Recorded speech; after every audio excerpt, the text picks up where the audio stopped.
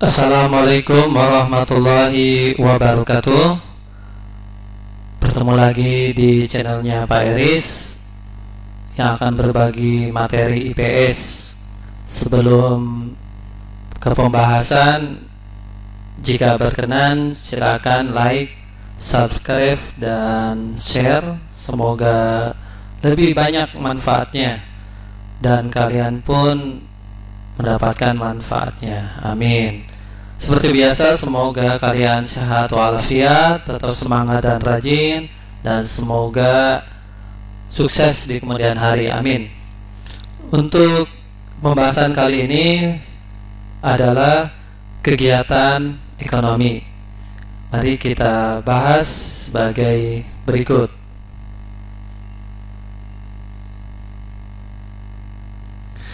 Apa itu kegiatan ekonomi dan apa saja kegiatannya? Kegiatan ekonomi adalah kegiatan manusia dalam memenuhi kebutuhan. Jadi kegiatan ekonomi itu adalah kegiatan manusia dalam memenuhi kebutuhan, yang terdiri dari apa saja? Ada produksi, distribusi, dan konsumsi. Baik, kita bahas satu persatu. Yang pertama, kegiatan produksi. Produksi adalah kegiatan menghasilkan atau menciptakan barang atau jasa serta menambah nilai guna barang tersebut. Ada 4 nilai guna barang atau utilitas. Yang pertama adalah nilai guna bentuk atau form utility, seperti kedelai diolah menjadi tempe. Yang kedua, nilai guna tempat, place utility. Ikan di laut dijual di pasar. Kalau ada yang mau beli ikan, disuruh nyelam sendiri di laut, gimana jadinya itu ya? Kan repot. Yang ketiga, nilai guna waktu, time utility. Jaket saat kedinginan, obat saat sakit. Nah, itu nilai guna waktu. Yang keempat, nilai guna kepemilikan atau ownership utility. Perahu digunakan oleh nelayan. Atau kalian lihat HP di counter, itu nggak boleh dibawa pulang, nanti dianggap pencuri kalau sebelum dibeli. Nah, kepemilikannya harus beli dulu HP-nya, baru bisa dibawa pulang. Dalam kegiatan produksi ada 3 pertanyaan penting nih. Yang pertama, what? Barang apa yang akan dihasilkan? Yang kedua, how? Bagaimana faktor produksi digunakan untuk membuat barang yang akan kita buat? Yang ketiga, whom? Ke siapa barang itu akan dijual? Jadi ini 3. Pak, kenapa why tidak masuk ke dalam 3 pertanyaan pokok dalam kegiatan produksi? Kalau why atau mengapa, justru nanti jadi banyak alasan, jadinya nggak jadi produksinya ya. Jadi kalau ingin memulai sesuatu, mulai saja. Yang ketiga, tujuan kegiatan produksi. Yang pertama, membuat barang atau menambah nilai guna barang. Kedua, memenuhi kebutuhan hidup. Ketiga, membuka lapangan kerja. Yang keempat, pasti mendapat keuntungan. Nah, ini contoh gambar nilai guna bentuk. Tadi kedelai jadi tempe. Nah, ini kepemilikan, nelayan menangkap ikan di laut. Berikutnya, macam-macam faktor produksi. Pertama, sumber daya alam. Kedua, modal. Ketiga, tenaga kerja. 4, keahlian atau kewirausahaan. Sumber daya alam ini bisa tanah ya. Nanti tanah itu banyak menghasilkan berbagai tanaman ya. Yang kedua, modal. Nah, modal ini gedung. Jadi bukan hanya uang ya. Jadi modal itu bisa uang, bisa gedung, bisa transportasi. Yang ketiga tenaga kerja. Nah, tenaga kerja ini dibagi jadi 3. Tenaga kerja terdidik, contohnya apa? Guru. Jadi harus istilahnya kuliah gitu ya, memerlukan pendidikan yang tinggi. Selain guru ya dosen, dokter. Tenaga kerja yang kedua terlatih. Nah, ini terlatih, montir, supir. Nah, yang ketiga tenaga kerja tidak terdidik dan tidak terlatih, seperti tukang atau office boy, ya, penjual keliling, itu contohnya. Yang keempat keahlian kewirausahaan. Nah, ini contoh gambarnya. Jadi kewirausahaan itu adalah menggabungkan faktor-faktor produksi.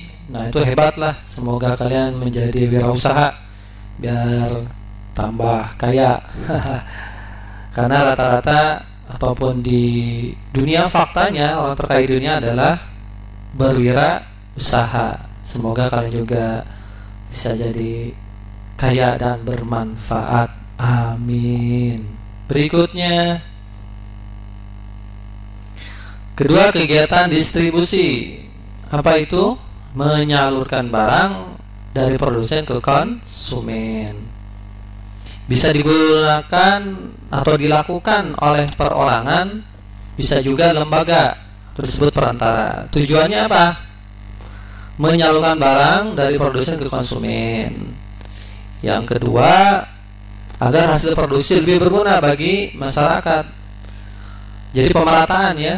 Kalau ada yang membuat terus tidak ada yang menyampaikan, ya kewalahan juga nih konsumen. Kalau saya butuh semen Gresik, masa saya harus ke Gresik ya? Makanya ada toko material. Nah, toko material itu sebagai distributor. Yang ketiga, kebutuhan masyarakat terpenuhi.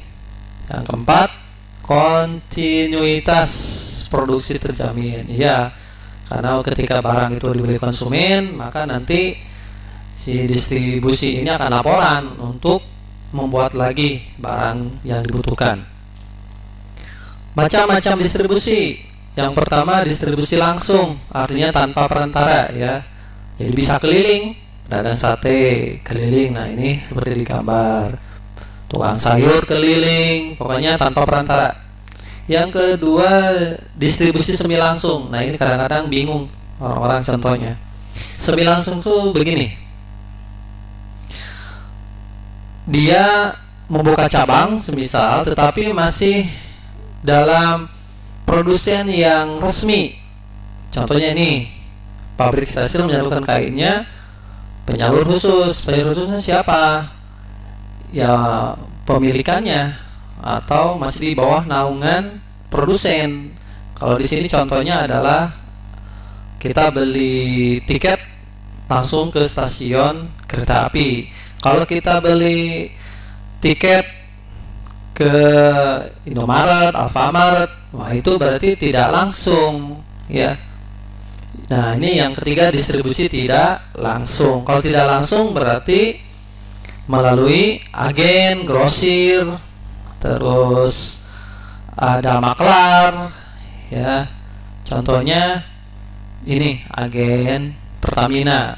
Apa ini milik Pertamina? Barangnya iya, tetapi agen di sini kadang-kadang milik pribadi ya, bukan langsung dari Pertaminanya, hanya barangnya saja. Maka ini disebut agen, distribusi tidak langsung. Nah, gambar yang keempat ini warung, atau bisa aja minimarket, supermarket, itu masuk distribusi tidak langsung. Yang terakhir, kegiatan konsumsi. Apa itu? Kata kuncinya ya, memakai, menggunakan, atau menghabiskan barang atau jasa. Ada 3. Pertama, kegiatan ekonomi rumah tangga keluarga. Jadi kebutuhan sehari-hari nih kalau keluarga apa aja? Makan, bayar listrik ya. Yang membedakannya apa? Rumah tangga keluarga dalam konsumsi ada pendapatan, jumlah anggota keluarga, gaya hidup, pendidikan, atau lingkungan. Ini pernah dibahas sebelumnya ya. Bisa lihat di materi yang diupload sebelumnya. Yang kedua, kegiatan ekonomi rumah tangga perusahaan. Jadi perusahaan ini sebagai produsen juga sebagai konsumen, yaitu ketika dia saat membeli bahan baku, bayar tenaga kerja, membangun gedung, ini butuh modal. Yang ketiga, ekonomi negara. Kegiatan ekonomi negara ini sama seperti perusahaan, bisa sebagai konsumen dan juga perusahaan. Sebagai perusahaan ini dulu yang kita bahas seperti apa? PLN membuat listrik. Sebagai konsumennya, ya kita butuh beli bahan bakunya atau alat transportasinya, beli mobilnya, bayar karyawannya, sama ya. Tujuannya apa? Kegiatan konsumsi, satu, memenuhi kebutuhan dan kelangsungan hidup. Kedua, mengurangi dan menghabiskan nilai guna barang. Tadi yang kita bahas ya, di produsen itu nilai guna barang. Yang ketiga, meningkatkan status sosial. Apa itu? Biasanya orang kaya itu beli mobil, pakaian, makan di tempat yang prestis, itu bisa meningkatkan status sosial. Jadi kita bisa lihat dari rumah, ya, tanah, pakaian, itu bisa saja kita lihat dari status sosial secara kasat mata. Tapi jangan diskriminasi ya. Nah, ini gambar tentang tenaga kerja perusahaan ya yang harus dibayar. Ini negara, konsumsi negara membuat jembatan, karena ini uang dari rakyat juga, harus ke rakyat juga nanti hasilnya. Oke, itu saja. Apabila ada yang tidak dipahami, silakan ditonton kembali ya, atau baca materi di sumber yang lainnya. Mudah-mudahan semoga bermanfaat. Terima kasih perhatiannya. Wassalamualaikum warahmatullahi wabarakatuh.